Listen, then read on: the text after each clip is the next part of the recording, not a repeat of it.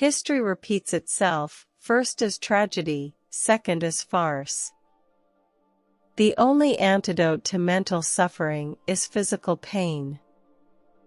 Social progress can be measured by the social position of the female sex. Workers of the world unite, you have nothing to lose but your chains. The production of too many useful things results in too many useless people. From each according to his abilities, to each according to his needs. Democracy is the road to socialism.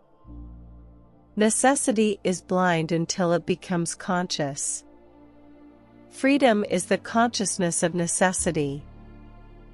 Religion is the sigh of the oppressed creature, the heart of a heartless world, and the soul of soulless conditions. It is the opium of the people. Let the ruling classes tremble at a communist revolution. The proletarians have nothing to lose but their chains. They have a world to win. Workingmen of all countries, unite. Reason has always existed, but not always in a reasonable form. Religion is the opium of the masses. Capital is dead labor, which, vampire-like, lives only by sucking living labor, and lives the more labor it sucks. The rich will do anything for the poor, but get off their backs. The theory of communism may be summed up in one sentence: abolish all private property. If anything is certain, it is that I myself am not a Marxist. We should not say that one man's hour is worth another man's hour, but rather that one man during an hour is worth just as much as another man during an hour. Time is everything, man is nothing, he is at the most time's carcass. Nothing can have value without being an object of utility. The meaning of peace is the absence of opposition to socialism. Anyone who knows anything of history knows that great social changes are impossible without feminine upheaval. Social progress can be measured exactly by the social position of the fair sex, the ugly ones included. Revolutions are the locomotives of history. Landlords, like all other men, love to reap where they never sowed. Art is always and everywhere the secret confession, and at the same time the immortal movement of its time. Religion is the impotence of the human mind to deal with occurrences it cannot understand. The history of all previous societies has been the history of class struggles. Medicine heals doubts as well as diseases. The writer must earn money in order to be able to live and to write, but he must by no means live and write for the purpose of making money. History does nothing. It does not possess immense riches. It does not fight battles. It is men, real, living, who do all this.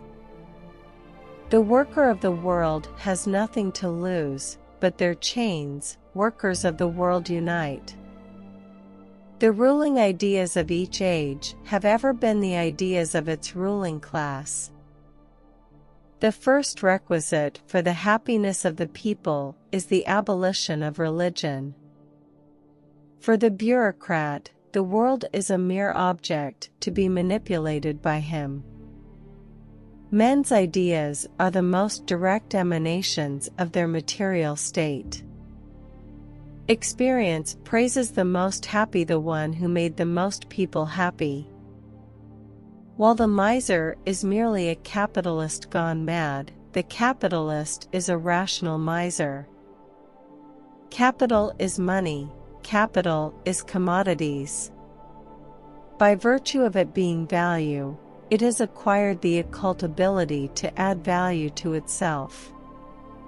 It brings forth living offspring, or, at the least, lays golden eggs.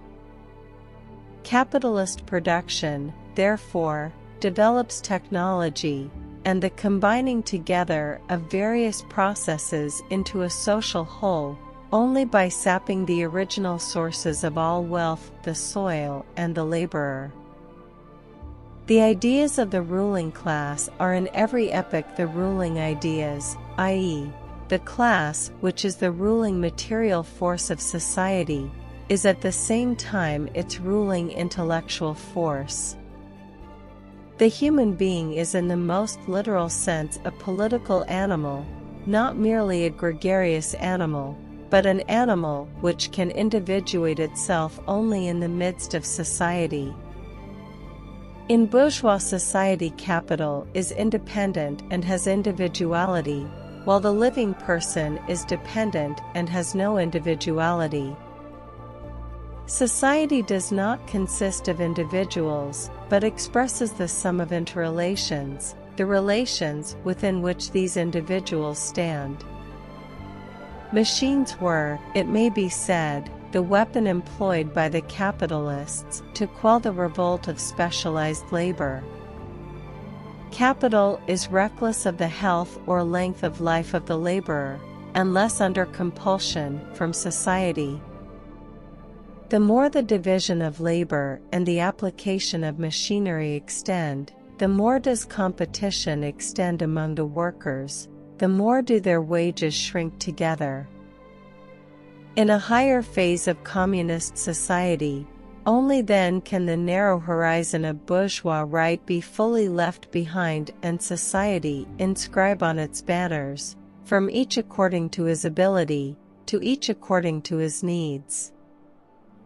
On a level plain, simple mounds look like hills, and the insipid flatness of our present bourgeoisie is to be measured by the altitude of its great intellects.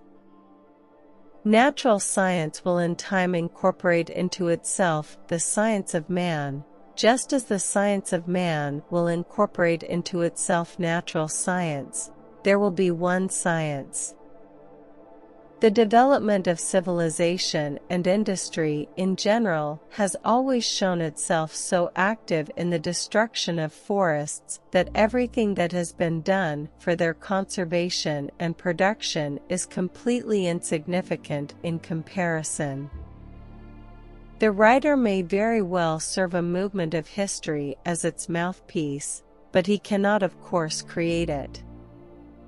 A commodity appears at first sight an extremely obvious, trivial thing. But its analysis brings out that it is a very strange thing, abounding in metaphysical subtleties and theological niceties.